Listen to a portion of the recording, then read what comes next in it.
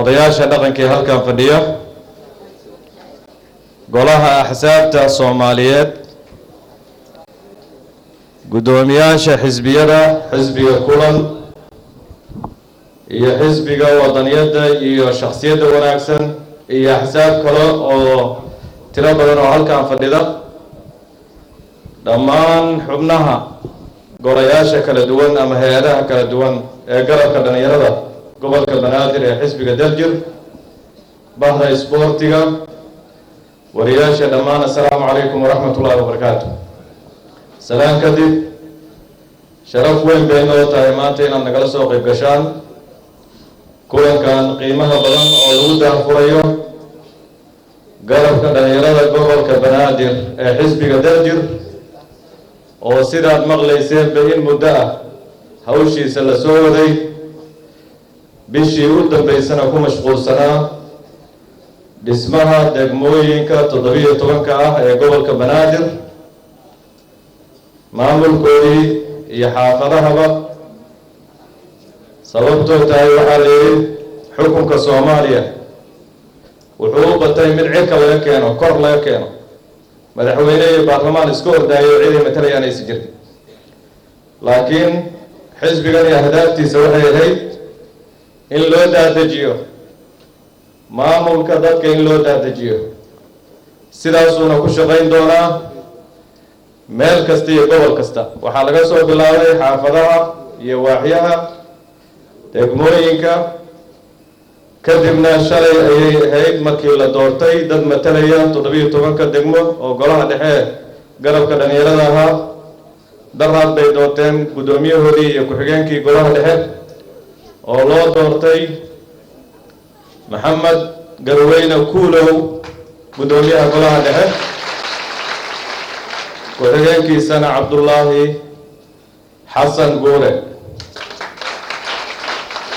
shalayna waxay ahayd tartan xora oo gudoomiyaha garabka dhalinyarada ay u tartamayeen 3 gudoomiye iyo 3 ku-xigeen tartan culus buu ahaa oo wareegyo badan galay dhaladana ma aragtay lagu riday xaashiya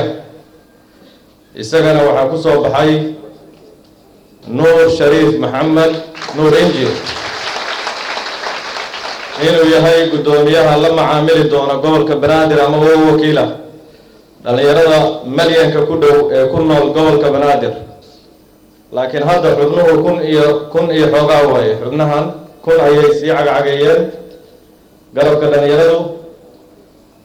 gudoomiyahaas ayaa madaxweynaha dhalinyarada xisbiga Daljir ee gobolka Banaadir weeye Nuur Inji waxaana ku xigeenkiisa ahaa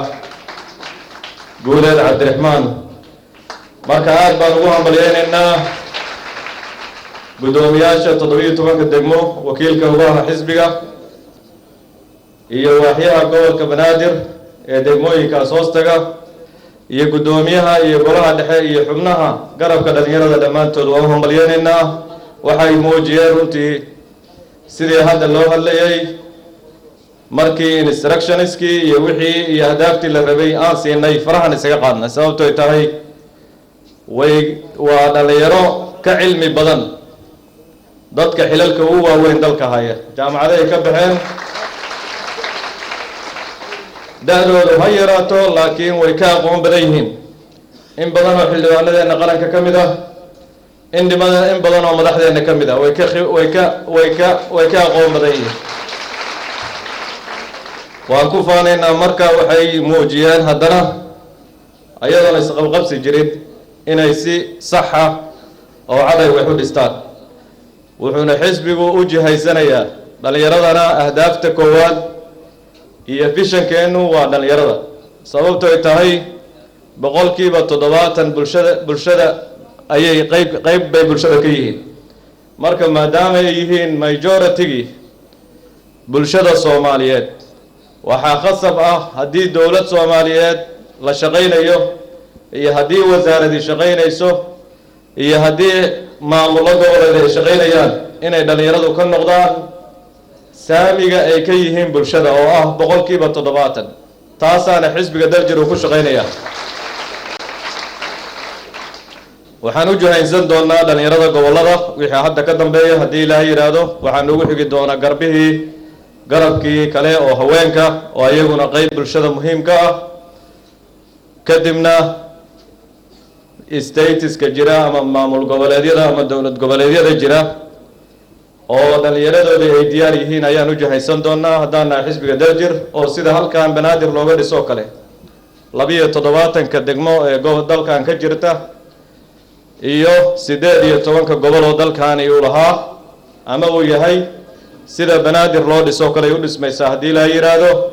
wixii laga bilaabo Oktoobarna waxaan u jahaysan doonaa gobolada oo siyaasadda xisbiga waxaan ula jeednaa in xisbiga ahdaaftiisa iyo fishinkiisaba uu gaaro heer tuulo si loo xalliyo mashaakilaadka ka jira dalka Soomaaliya ay u xalliyaan dad yaqaan mashaakilaadkaas oo hadda kadib 2016 ee nooga harto qof la iska keenay oo oday jeebkiis ka soo baxay sidoo rababa ku soo baxay in meeshaas ay nooga harto in dalkan aan ku joojino inaysan dhicin siyaasadda Soomaaliya dad maskax maran jeeb maran inay mar dambe yimaadaan dad maskax maran oo maamulkii oo dhan ka halaysan yahay ama aan aqoon ama khibrad baan lahayn iyo kuwa jeeb maran oo xoolihii dadweynaha iyo xoolihii ummaddu wada lahaa ka qaniimaysta oo gurta aan dhahayn xisbigu marka wuxuu ku dhawaaqayaa inuusan marnaba soo dhaweynayn in xukuumadda dowladda hadda jirta iyo baarlamaanka hadda jira wax extension ah wax kororsi ah inaysan bisha September 2016 kadib ay samaysaa sababtoo ay tahay qaab hogaamintoodii wuxuu ku aruuri waay wuxuu ka soo dhamaan waay inay ayaga isku mashquulaan inay isku dhagan yihiin 24 saac waxay qabtaan iska daaya waxay la degeen magaceennii waxay la degeen magacii ummadda Soomaaliyeed waxay qasbeen warqad kastoo la saxiixayo safiirada dawladaha dariska ka mid ah ama safiirada oo dhanba inay warqad kastoo dawladdu maamul hal la dhiso wax kasta la sameeyo inay dhinac ka saxiixaan sida ayagoo dalka ka tirsan oo kale waxay ku dheelayaan marka waa karaamadeenii waa sumcaddii dalka Soomaaliya xisbiga Daljir iyo axsaabta kale asagoo bahaysanaya waxa weeye marka soo socota 2 qof iyo 3 qof oo iska socota dadka Soomaaliyeed inay xukunkooda ku aaminaan ma axsaabta Soomaaliyeed isbahaysi bay leeyihiin gola jira axsaabtu isku bahaysanayaan waxaad maqlayseen maalmahan shirar ayaa socda dowlad goboleedyada iyo civil societies axsaabtu waxay qaadan doonaan kaalintooda bulshaduna waxaan ku baraarujin doonaa bulshada Soomaaliyeed oo xaqeedii la dhacay markii la yiri golaha baarlamaanka iyo golaha xukuumaddu ay yiraahdeen one man one vote qof iyo codkiis lama gaari karo 2016 macnaheedu wuxuu ahaa xuquuqdii dadka Soomaaliyeed ay lahaayeen inay ku doortaan madaxdooda waa la idinka qaatay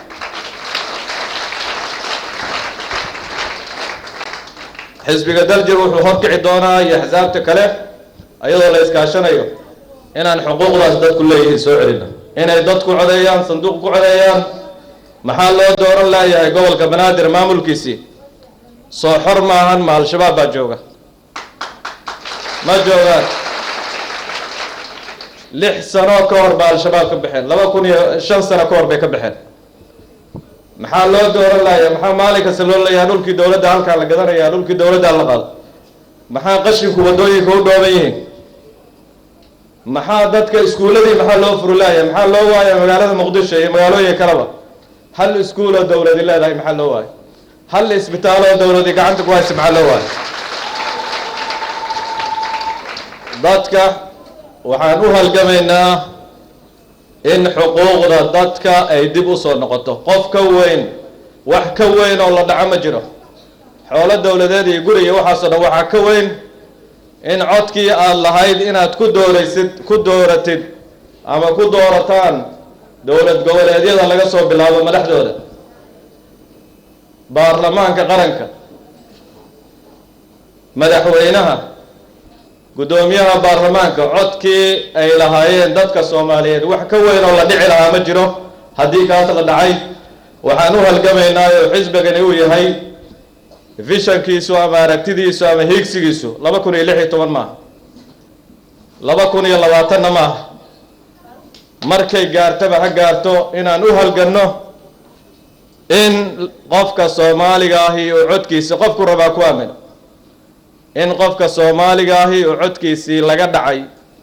oo hadda waa kii Xasan Xaaji sheegayay 67 wixii ka dambeeyay cid wax dooratay dadka Soomaaliyeed si toos waxba ma dooraneen kuwa matalaya hadda oo ku fadhiya kuraasta nasiifacan uma matalaan tuulada ay ceel ka qodeen waa tuulada xildhibaanada hadda jira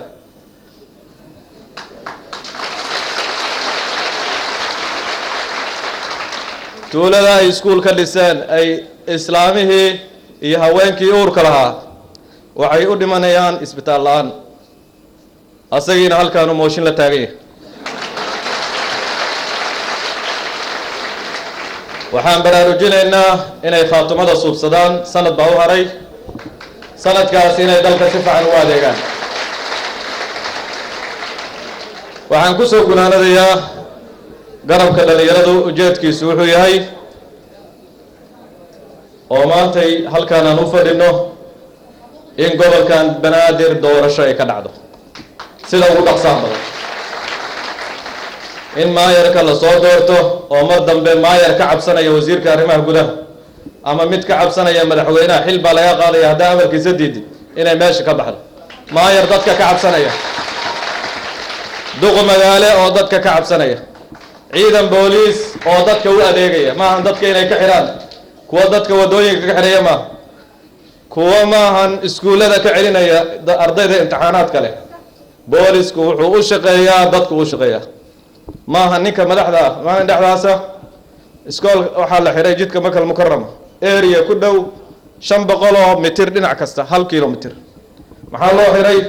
nin gaashaan la dhaxaa shopping ka samaysanaya dukaan meesha ku yaalay